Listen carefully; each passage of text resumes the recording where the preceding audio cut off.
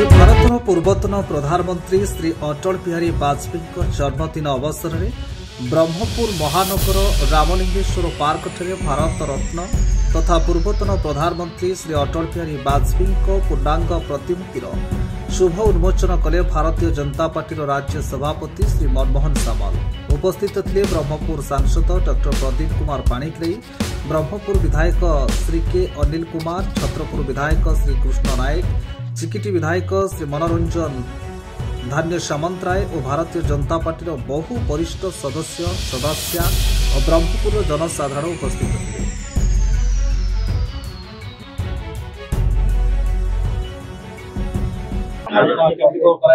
आमर Bharatiya Janata party Odisha power को आसला मो जितला मोर गोटे इच्छा थिला कि श्री अटल बिहारी वाजपेयी गोटे मूर्ति ब्रह्मपुर हो से दिन उद्यम करी आज जन्मदिन उपलक्षे श्री मनमोहन सामल राज्य सभापति डाकी आम इनाग्रेसन कराइलु। मो बहुत बहुत धन्यवाद जन मनमोहन भाई को आमर भारतीय जनता पार्टी ब्रह्मपुर कर्मी को आप प्रेस बंधु समस्त को जहाँ वर्षा भी आप जो सहयोग कले से बहुत बहुत धन्यवाद। आज पवित्र अटल बिहारी वाजपेयी जन्म तिथि अवसर में ब्रह्मपुर ठारे प्रतिमूर्ति को आज राज्यर सभापति श्री मनमोहन सामल हाथ में आज उद्घाटन करा ए अवसर में ब्रह्मपुर प्रिय विधायक आयोजित कार्यक्रम एक सुंदर कार्यक्रम से आम समस्त को एकत्रित कर चिकिटीर मान्यवर विधायक, छत्रपुर मान्यवर विधायक, आमर पूर्वतन उपबाचस्पति ब्रह्मपुर पूर्वतन विधायक साहानी बाबू, आमर समस्त सीनियर लीडर्स आज समस्त उपस्थिति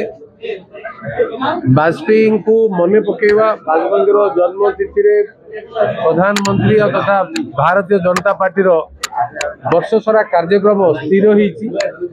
आमर पिला मानक भितरे वाजपेयी अवदान पई वाजपेयी व्यक्तिगत जीवन में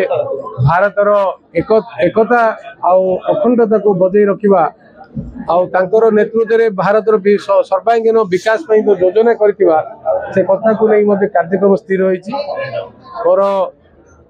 वाजपेयी भाया लीडर जन गोटे लेजेंडरी लीडर बहुत लीडर भितर वाजपेयी को समस्त मन पकाती शत्रु मध्य अजात शत्रु बोली डाक जार कौन शत्रु न था प्रधान एक्स प्रधानमंत्री मनमोहन सिंह बाबू को भीष्म पितामह कहते। तो एमती जन व्यक्ति जन्म तिथि आम समस्ते सामिल होइछु पार्टी आमर नेता थिले आज से पार्टी आम समस्ते अच्छु। आशा करूँ वर्षटा वाजपेयी सबू कार्यक्रम सबू जिले में तथा गंजाम जिले में सुचारू रूपे पालन हम समस्ते सहयोग करेंगे और वाजपेयी अवदान को मन रखा आमर मूल कर्तव्य रही। भारत रत्न अटल बिहारी वाजपेयी आज जन्म जयंती शताब्दी समारोह से समारोह उत्सव आज पूरा देश सारा देशव्यापी पालन होची। केंद्र सरकार तरफ सब राज्य सरकार तरफ सुशासन दिवस पालन होची। आम युगजन्मा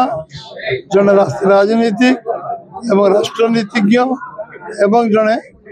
आम समस्त प्रेरणार केन्द्रबिंदु कवि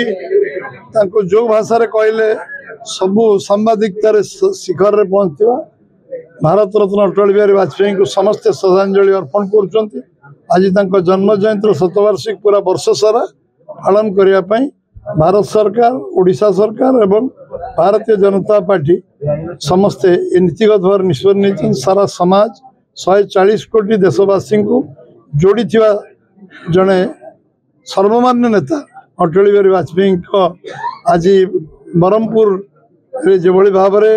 स्थानीय विधायक स्थानीय सांसद प्रदीप पाणिग्राही, अनिल जी, कृष्ण भाई एवं मनु भाई समस्त उपस्थित आज सबू नेता कर्मी वर्षा प्रतिकूल पाग सत्वे प्रतिमूर्ति जो उन्मोचन है गोटे जीवंत प्रतिमूर्ति से राज्य तरफ ब्रह्मपुर मोर समस्त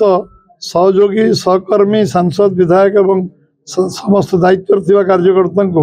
मु अशेष धन्यवाद अर्पण करुच्ची। निश्चित भाव में से आम समस्त प्रेरणार केन्द्रबिंदु थिले, उत्साह केन्द्रबिंदु थिले, आम मार्गदर्शक थिले, आ सबुदिन मार्गदर्शक रहिबे से भली एक शतवार्षिक वर्ष सारा जो विभिन्न कार्यक्रम पालन हम आपण मैंने से वर्षार कार्यक्रम खूब शीघ्र आपण आगे जन दिज्व सांबादिक संवाद संस्था को जन दिज्व कारण ये वर्ष सारा सबू पूरा कार्यक्रम गोटे चूड़ांत निष्पत्ति आम राष्ट्रीय सभापति नाडाजी एप्रुवाल कर प्रधानमंत्री नरेंद्र मोदी स्वीकृति अच्छी ये कार्यक्रम वर्ष चलो ये आरंभ आज ब्रह्मपुर आरंभ है भुवनेश्वर राज्यस्तरीय हम पुणी संध्या बेलू सुशासन दिवस राज्य सरकार पालन करेंगे संध्या 6टार एवं ये सब कार्यक्रम आम मुझे निजे मन में मोर गर्व अनुभव सांगे बहुत वर्ष आम कम बातचीत कर सुजोग आमको मिली समस्त को बहुत बहुत धन्यवाद।